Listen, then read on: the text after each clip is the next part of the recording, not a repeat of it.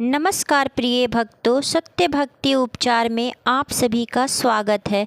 आज मैं इस वीडियो में बताने जा रही हूँ कि हरितालिका तीज व्रत रखने वाली महिलाओं के कौन से ऐसे 10 नियम पालन करने पड़ते हैं जिससे उनका उपवास यानी व्रत सफल होता है और महादेव की आशीर्वाद हमेशा बना रहता है।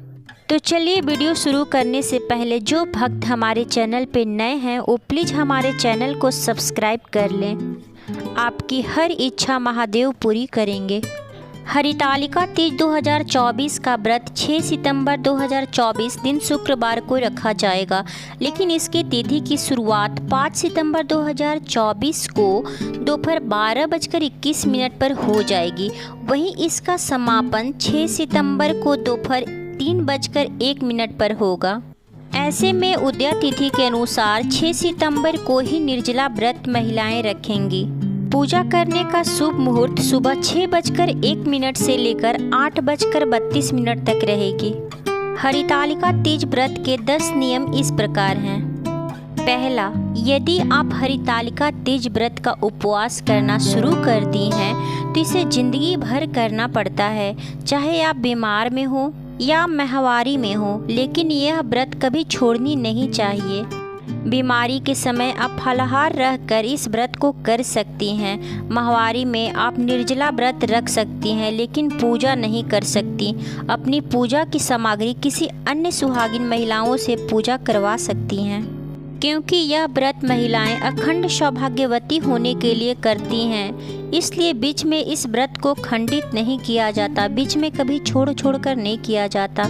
दूसरा नियम है कि हरितालिका तीज का व्रत निर्जला व्रत होता है, यानी कि इस व्रत में अन्न जल का सेवन नहीं किया जाता। अगले दिन सुबह माता पार्वती को सिंदूर चढ़ाने के बाद ही खीरा या ककड़ी खाकर व्रत का पारना किया जाता है। यदि आप खीरे या ककड़ी का सेवन नहीं कर पाएँ तो भगवान को जो भोग लगाए हैं उसी प्रसाद को ग्रहण करके निर्जला व्रत का पारना किया जाता है।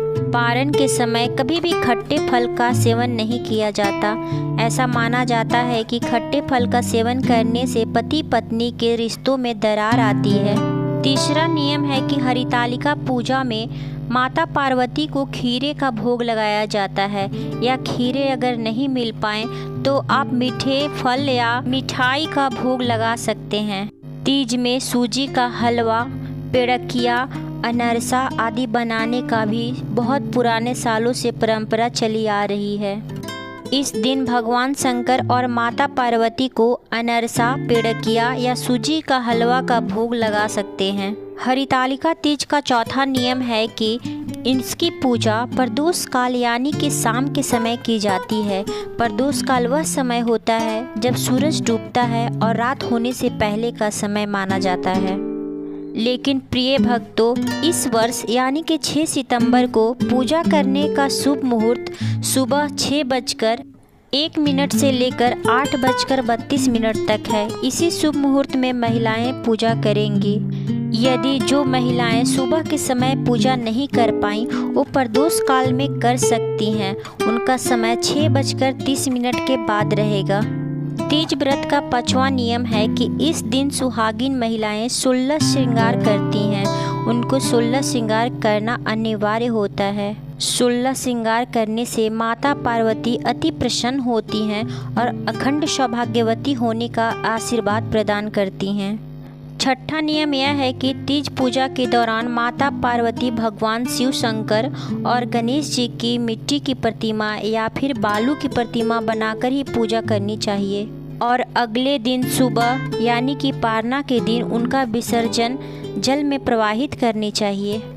तीज व्रत का 8वां नियम है कि हरितालिका तीज व्रत कथा जरूर सुननी चाहिए।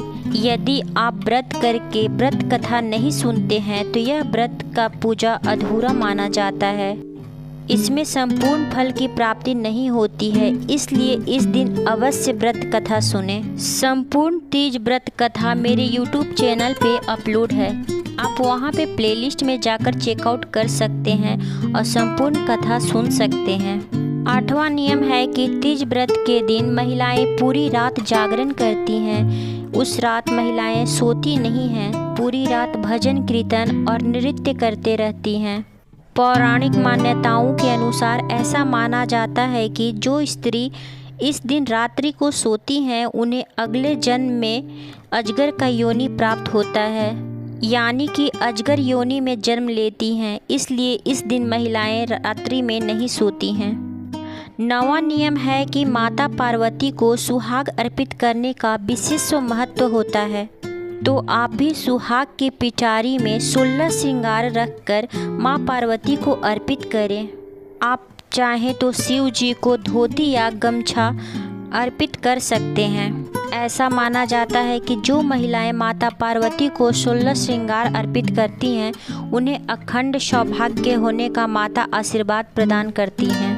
तीज का 10वां और सबसे अंतिम नियम है कि तीज व्रत के दौरान अगले दिन सूर्योदय पर स्नान करने के बाद ही माता पार्वती को सिंदूर चढ़ाने का विशेष महत्व होता है। पारना के दिन सुबह स्नान आदि से निवृत्त होकर माता की और महादेव की पूजा अर्चना करने के बाद माता को सिंदूर अवश्य चढ़ाएं। इसके बाद ही पारण करें। हरितालिका तीज के बाद किसी भी ब्राह्मण या गरीब या कोई भी सुहागिन महिलाओं को सामान का दान करें। जरूरतमंद लोगों को दान करने से दुगना फल की प्राप्ति होती है। सुहागिन महिलाओं को सुहाग का सामान देने से सुहाग हमेशा बना रहता है। ब्राह्मणों को दान करने से उनका आशीर्वाद प्राप्त होता है। धन्यवाद।